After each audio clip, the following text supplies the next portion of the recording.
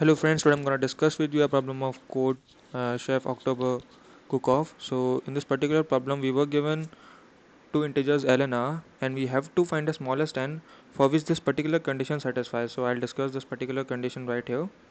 So in this particular condition, so let's say we are choosing some n and R. So now we have to choose some n if it exists such that n modulo L should be greater than that of n modulo L plus 1, similarly up till n modulo R. Okay, so this is the condition. Okay, so let's discuss a case. Let's say we have n is equal we have L is equal to 5 and R is equal to 9. So it would seem something like this.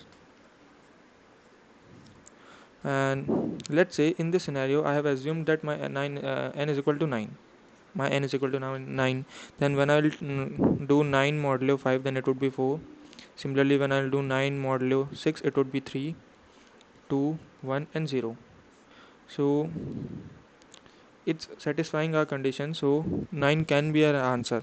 Okay, so if in this instant, if I would have considered 10, if I would have considered 10, then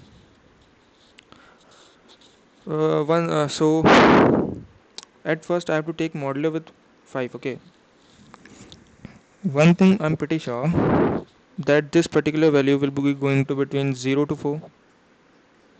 So and we have here 5 3 and 3 6 values.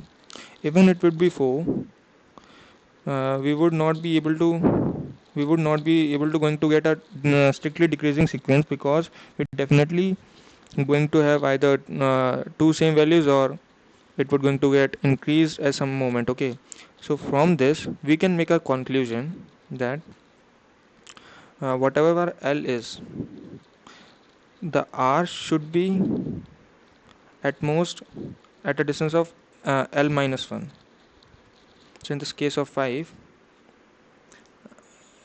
we know that when we take a modulo with 5, the max value which we could able to get is 4. So I have taken n modulo 5, the max value which I able to get is 4.